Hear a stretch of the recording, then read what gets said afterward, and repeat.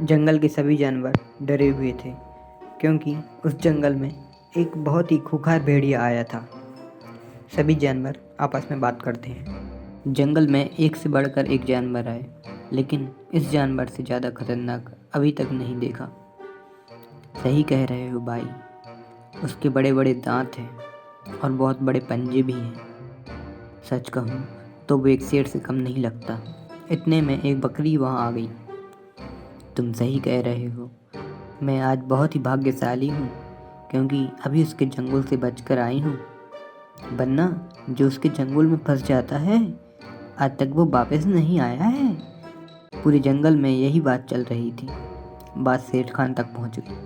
तब शेर खान अन्य सभी जानवरों के पास गया और बोला, तुम लोग बेवजह ही इतना डर रहे हो। भला मुझसे ज़्यादा शक्तिशाली कौन हो सकता है?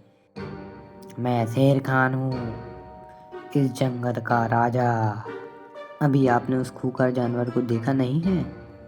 यदि आपने उसको देख लिया तो आप भी हमारी तरह डरे हुए नजर आएंगे। शेर ने कहा, ऐसा क्या है उस भेड़िए में? मैं आज पहले उसको ही देखूंगा। मुझे बताओ वो कहाँ मिलेगा। मैं भी तो देखूं मुझसे ज़्यादा खतरनाक जानवर कौन आया है इस जंगल में। वो जंगल की गुफा के पास ही रहता है।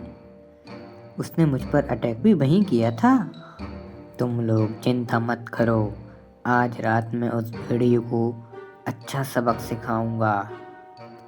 ये कहकर शेर खान उस गुफा की ओर चल गया। वो रात के अंधेरे में उस भेड़िए का इंतजार करने लगा। कुछ देर बाद झाड़ियों से पत्तियों की आवाज़ आ गई। शेर खान चौकन्ना हो गया और वह इस ताक में था कि कब कोई झाड़ियों से निकली और वो इस पर हमला कर दे। जैसे ही शेर खान ने उस भेड़िए को देखा तो उसके होश उड़ गए और शेर खान भी उस भेड़िए से डर गया और डर के भाग गया। डरता भी क्यों ना, उसका मुंह भेड़िए जैसा था और पूरा शरीर सिरे जैसे था। इतना भयानक जानवर शेर ने पहले कभी नहीं देखा था। अगले दिन अन्य सभी जानवरों ने शेर खान से पूछा, क्या हुआ शेर खान, कल उस भेड़िए से मिले कि नहीं? हाँ, मैं कल उस भेड़िए से मिला था। वो सचमुच अजीबोगरीब भेड़िया था। मेरी मानो तो तुम लोग रात के समय बाहर मत निकलना। तभी बकरी बोली, अरे शेर खान की तो टैंटा फिस हो गई। सभी जानवर शेर खान को चिढ़ाकर वहाँ से चले जाते हैं। शेर खान से यह सहन नहीं हुआ।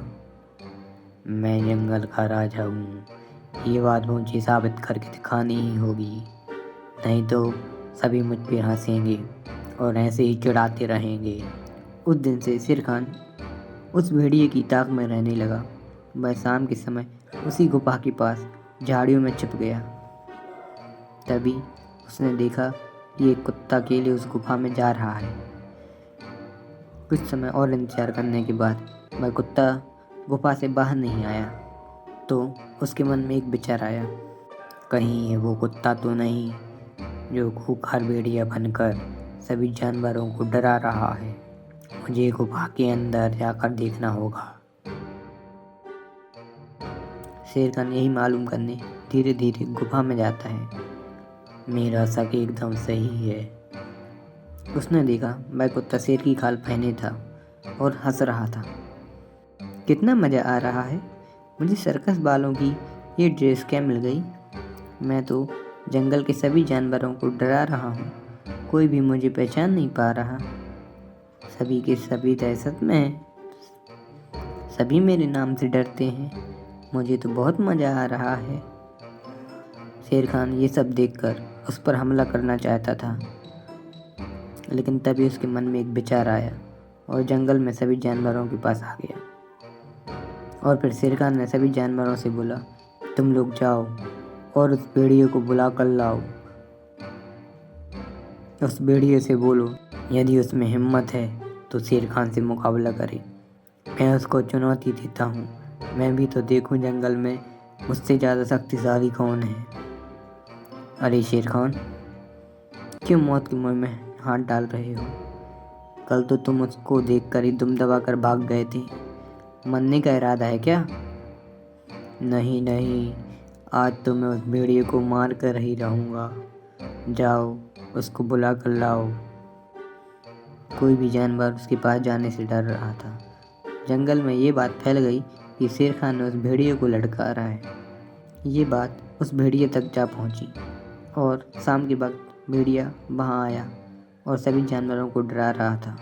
सभी जानवर उसको देखकर यहाँ वहाँ भाग रहे थे। इतने में शेर खान वहाँ आ गया। अरे शेर खान, भाग जाओ यहाँ से, नहीं तो ये भेड़िया तुमको भी नहीं छोड़ेगा। नहीं, आज तो मैं इससे मुकाबला करके ही रहूँगा। और शेर ने उस भेड़िए को एक जोरदार पंजा मार दिया, जिससे उस भेड़िए का नकाब गिर गया और उसका असली रूप सबके सामने आ गया। सब लोग चौंक गए। शेर खान ने कहा, मैं यह पूछना चाहता हूँ, तुमने ये सब क्यों किया? तब कुत्ते ने बोला, मैं इसके पहले एक सर्कस में इंसानों के पास था। मेरा मालिक मुझसे बहुत काम करवाता था और खाने को भी नहीं देता था, इसलिए मैं वहाँ से भाग आया। तभी ये ड्रेस मेरे हाथ लग गई, तो मैं इस ड्रेस को पहनकर यहाँ से गुजर रहा था। तभी मुझे जानवरों ने देखा और भागने लगे। मैंने सोचा क्यों ना यहीं मैं अपना ठिकाना बना लूँ, इसलिए मैंने ऐसा किया। तुमको ऐसा करने और जंगल के सभी जानवरों को परेशान करने के और जंगलों के सभी जानवरों को परेशान करने पर सभी जानवरों से माफ़ी मांगनी होगी और फिर तुम यहाँ रह सकते हो। फिर कुत्ते ने सभी से माफ़ी मांगी और फिर जंगल में आराम से रहने लगा।